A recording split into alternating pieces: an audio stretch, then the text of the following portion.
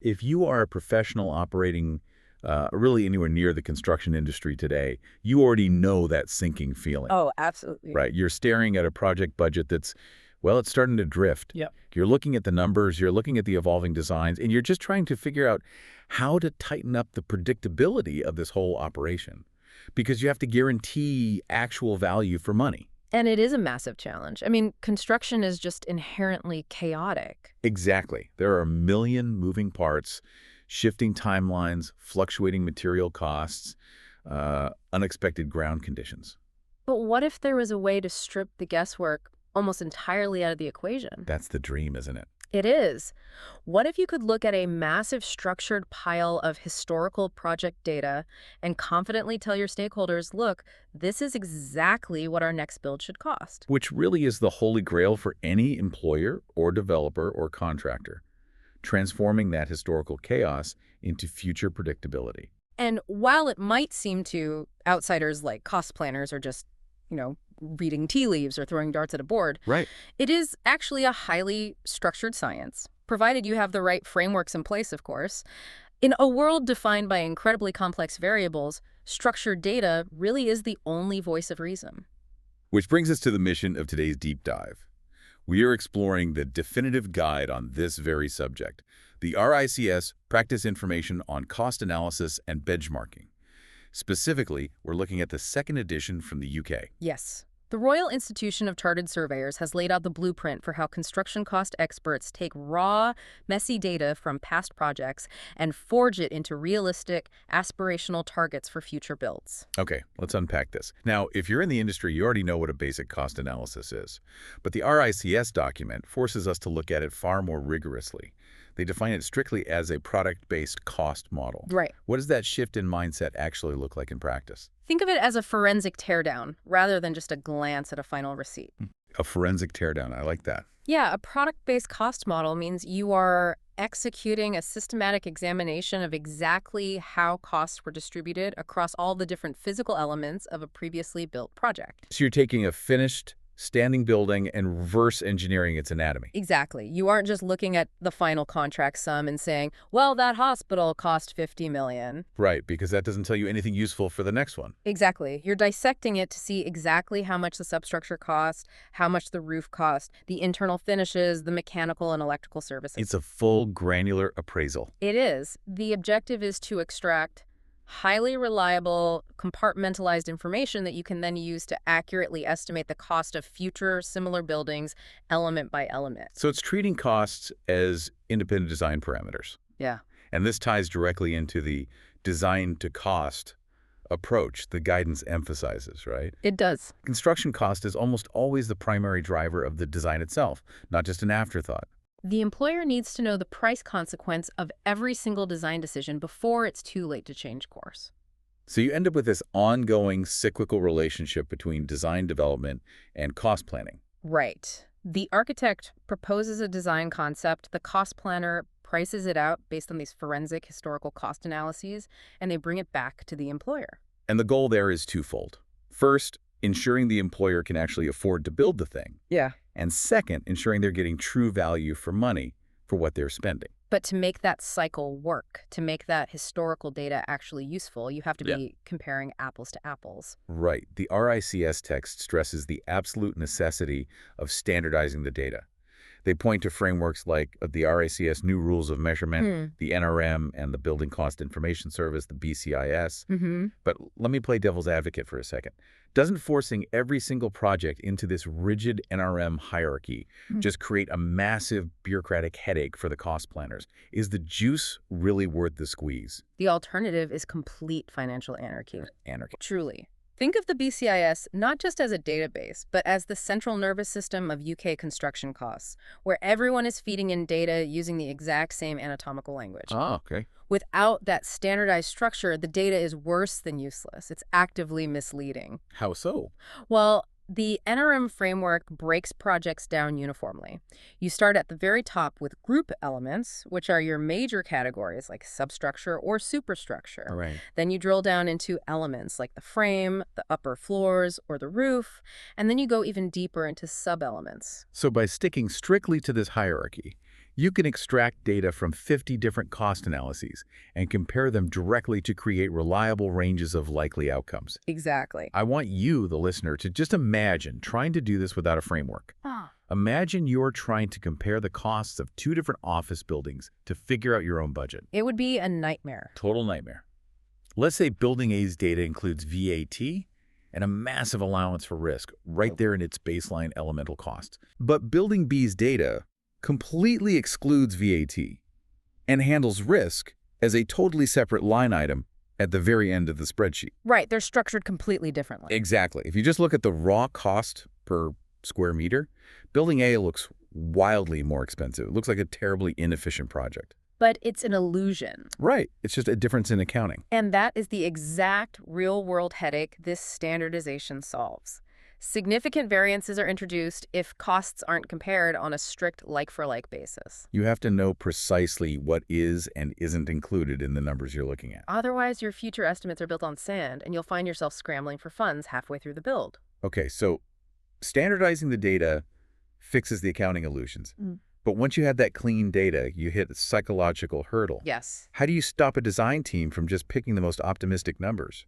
That's where benchmarking steps in. And there's a massive misconception about what benchmarking actually is. A lot of people hear the word benchmark, and they automatically think average. They think it's about finding the safe, middle-of-the-road number. The RICS guidance emphatically clarifies that is not the case. Benchmarking is absolutely not about finding the average performance, and it is certainly not about finding the minimum acceptable standard to just get by. So what is it? It is the active process of identifying the best-in-class performance. Best in class. Yes. You are looking at a range of historical data to find the most efficient, most cost-effective execution of a specific aspect of a project. And you use that peak performance to create a realistic, aspirational target for your new project. You're relentlessly chasing the best, not settling for the average. Exactly. But why is it so crucial to have that factual, best-in-class target locking you in? Why can't we just rely on the seasoned expertise of the design team to estimate the costs as they go? What's fascinating here is the psychological element of estimating. The psychology. Yeah. The RICS document cites some incredibly revealing research from Mott MacDonald regarding something called optimism bias. Optimism bias. Right. When a project is in its initial stages, everyone involved is excited.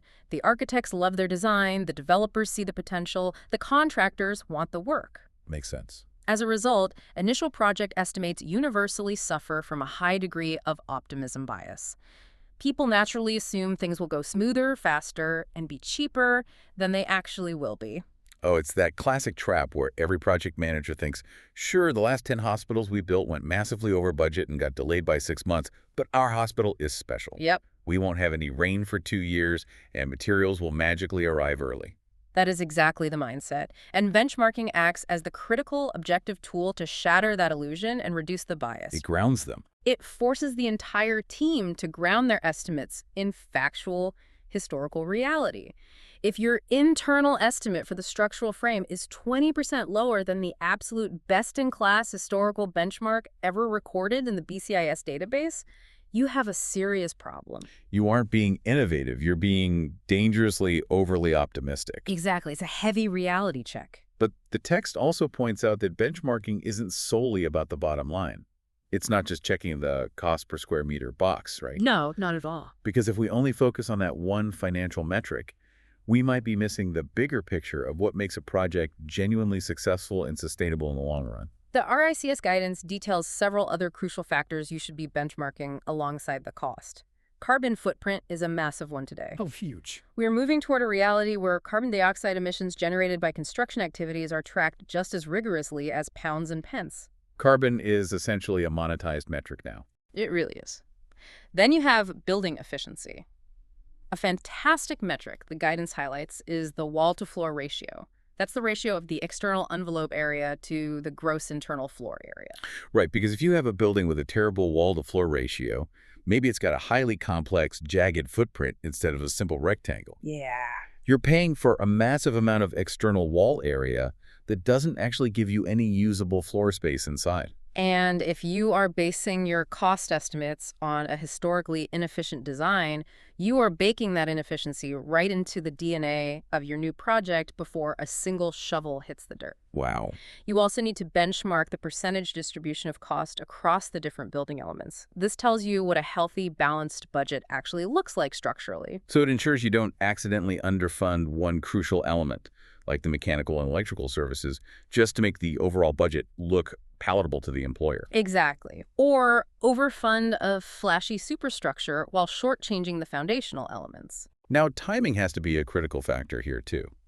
When in the life cycle of a project are we actually supposed to be running these benchmarks? The ideal time is incredibly early in the process.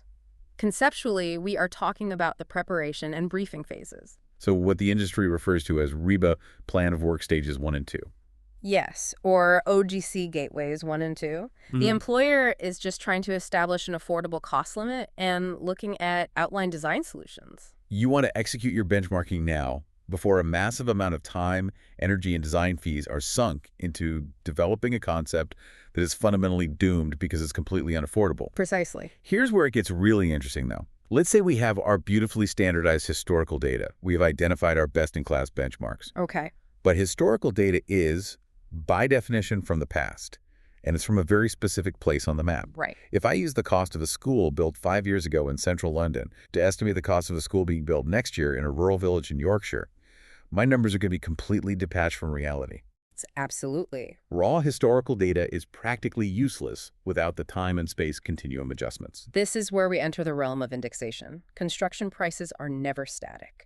They are constantly shifting over time due to inflation, material scarcity, or broader market conditions. With very wildly across geography. Exactly. So to make historical data functional, you have to apply indices to it. You create a base for the data, and then you adjust it using tender price indices, or TPI, to account for the passage of time. And location factors to account for the geographic differences in labor and material availability. Yes. The RICS text has a brilliant example of this that really illustrates how counterintuitive the math can be.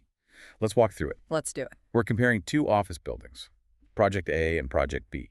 I'll set the stage for Project A, our historical benchmark. It's a 2-story office building priced back in August 2011, and it's located in Berwick-upon-Tweed, up in Northumberland. Okay, so at that specific point in time, the tender price index was sitting at 225, and the location factor for Berwick was 105. And its actual finalized cost came out to exactly £1,100 per square meter. Right. Okay, so we hold on to that £1,100 per square meter baseline. Now we have Project B. It's a very similar 2-story office building, but it's planned for the future. Tender returns are scheduled for the third quarter of 2012. Okay. And instead of Northumberland, Project B is going to be located in Liverpool. Wait, so it's a full year later, during a period of inflation, but it's being built in a generally cheaper city. Which force wins out? You have two competing economic forces. Because Project B is later in time, the forecasted tender price index has gone up from 225 to 232. Inflation is pushing the cost up. Right. However, Liverpool has a location factor of 96 compared to Berwick's 105. Geography is pushing the cost down. So what's the math? When you run the indexation math, multiplying the original £1,100 by the new TPI and the new location factor, and then dividing that by the old TPI and the old location factor, the forecasted cost for Project B comes out to 1,037 shillings per square meter. It is actually cheaper than the historical project. It is. Even though it's being built later in time during a period of rising inflation, the lower location factor for Liverpool completely overpowered the tender price inflation of that year. That breakdown shows exactly why this granular mathematical adjustment is so vital. If you had just looked at the calendar and assumed, well, it's a year later, inflation is steadily climbing, so it will definitely cost more than £1,100 per square meter. You would be giving the employer completely inaccurate advice. You would be significantly overestimating the cost. Exactly. Indexation allows you to confidently predict costs, neutralizing the distortions of time and geography. But even with indexation dialing in the time and place, you still run into the problem of the weird one-off costs. What happens when the historical project you are analyzing had some bizarre, uniquely expensive problem to solve? The industry term for those anomalies is abnormals. An abnormal is a cost that is entirely project-specific and not representative of typical construction conditions. Like what? Well, the classic example provided in the RICS text involves a standard three-story office building. Normally, this requires standard strip foundations, but let's say this specific historical project was built on a site with exceptionally poor local ground conditions, requiring incredibly deep, highly engineered, and very expensive piled foundations just to keep it from sinking. So if I'm planning to build my own normal three-story office on perfectly solid ground, I absolutely do not want the massive cost of those crazy piled foundations creeping into my benchmark data. The danger of doing nothing about abnormals is severe. If you leave that massive piling cost hiding inside your dataset, it skews your entire data range. Your average cost for substructures will be artificially inflated. And your benchmark for the new project will be warped. To fix this, abnormals must be explicitly identified during your forensic teardown and isolated. You either strip them out entirely from the benchmarking exercise, or you adjust the data downward so it reflects a typical baseline foundation. Exactly. Only then can you actually compare it cleanly to other projects. So let's look at the whole picture. We've standardized the data to avoid accounting traps. We've hunted down the best-in-class benchmarks to fight optimism bias. Yep.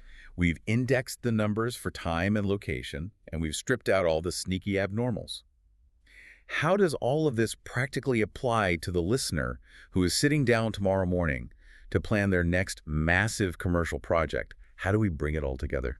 It all culminates in the creation of a target model. A target model? Yes, a target model is a practical, highly realistic, and aspirational budget for your planned project, built entirely upon this newly adjusted benchmark data. Got it. It provides specific cost targets for every single construction element, from the substructure to the roof to the finishes, informed by the most efficient historical performances available. It sets the strict financial boundaries for the design team moving forward. I love thinking of the target model as a sort of financial digital twin of the building. It's this living, breathing boundary that pushes back against the architects the second their designs start drifting away from reality. That's a great way to put it. But even the best target models have a blind spot, right?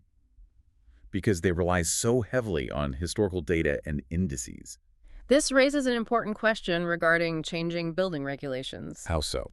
Well, construction indices, like the tender price index we use to adjust for time, track the changing prices of labor, plant, and materials. They track the cost of a block or an hour of a bricklayer's time. Right. What they do not account for are changes in the law over time. If the government mandates thicker thermal insulation or more advanced fire suppression systems in the way of new safety regulations or stricter net zero energy performance standards. Buildings inherently become much more complex and expensive to build. Exactly. And the index is completely blind to that. It doesn't know that the building code changed last month. It just knows that steel costs 5% more this year. So if you rely solely on historical indices to update your past costs, you will create a fundamentally flawed and misleading target model because you haven't budgeted for the new regulatory realities. The RICS guidance explicitly warns that cost planners have to manually consider changes in regulations during their analysis and adjust the target model accordingly. Otherwise, you'll be underfunded from day one trying to build a 2026 compliant building on a 2018 regulatory budget. Which naturally brings us to the topic of risk. Yes, because a target model can't just be a collection of best-case scenarios. We know things go wrong in construction. But I see this all the time. A beautifully detailed budget is presented, and at the very bottom of the spreadsheet, there's just a single lazy line that says, risk, add 10%. The guidance strongly recommends against that flat percentage approach, especially as the design develops and matures. So no generic buffers. No.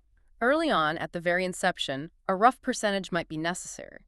But as the project requirements become more defined, that generic percentage needs to be replaced with a formally calculated risk allowance based on a dedicated risk register. You have to break the risks down systematically. Exactly. What is the quantified cost risk of severe weather delaying the pouring of the foundations? What is the financial risk of the employer changing the design brief halfway through? What are the specific design development risks? So you quantify those specific risks and build them into the target model element by element, rather than just smearing a 10% tax across the whole project. Precisely. Because Some elements, like a massive steel frame, carry much higher pricing risk due to volatile global material markets than, say, putting up internal plasterboard walls. Right. And if we connect this to the bigger picture, having this incredibly detailed, well-considered target model completely changes the conversation around value engineering. Oh, value engineering. Yeah. It often gets a terrible reputation in the industry as just ruthless, arbitrary cost cutting. It does. But with a proper target model, it's not arbitrary slashing. The model actively drives a highly intelligent value engineering process. It shows you exactly where the evolving design is drifting away from the benchmarked efficiencies. Ensuring the final design actually aligns with the employer's ultimate functional goals without wasting a single pound. It changes the entire tenor of the meeting from, we need to blindly cut £1 million to save the budget, to, our proposed superstructure is currently costing 15% more than the best-in-class benchmark. Let's sit down and redesign that specific element to achieve true value. It's targeted optimization. Exactly. So what does this all mean? If we distill this entire RICS practice information down, it really is about control. Proper cost analysis and benchmarking are about translating historical chaos into future predictability. Perfectly said. By standardizing the data, relentlessly chasing the best-in-class performance, and rigorously adjusting for the variables of location, time, changing regulations, and those sneaky abnormals, construction professionals can strip the guesswork completely out of value for money. It stops being a gut feeling and becomes a mathematical certainty. It does. But I will leave you with a final lingering thought to mull over, building on that blind spot regarding historical data and changing regulations. Our entire capability for accurate cost benchmarking relies heavily on looking backward at the past. We analyze what has already been built, but the construction industry is currently undergoing a massive, unprecedented shift towards cutting-edge, experimental, zero-carbon building methods and entirely new, sustainable biomaterials. Bro. If a building method or a material has absolutely no historical precedent, there is no past to analyze. When you are building the very first of its kind, how do you effectively benchmark it? Wow. When there is no past data in the BCIS to rely on, how do you mathematically prove value for money in the future? That is the bleeding-edge frontier of construction economics right there. Yeah. Thank you so much for joining us on this deep dive. Whether you are prepping for a massive client presentation, auditing a drifting project budget, or just trying to wrap your head around the granular details of construction economics, we hope you take these frameworks into your next project meeting and demand a little more predictability from your numbers. Until next time, keep digging into the data.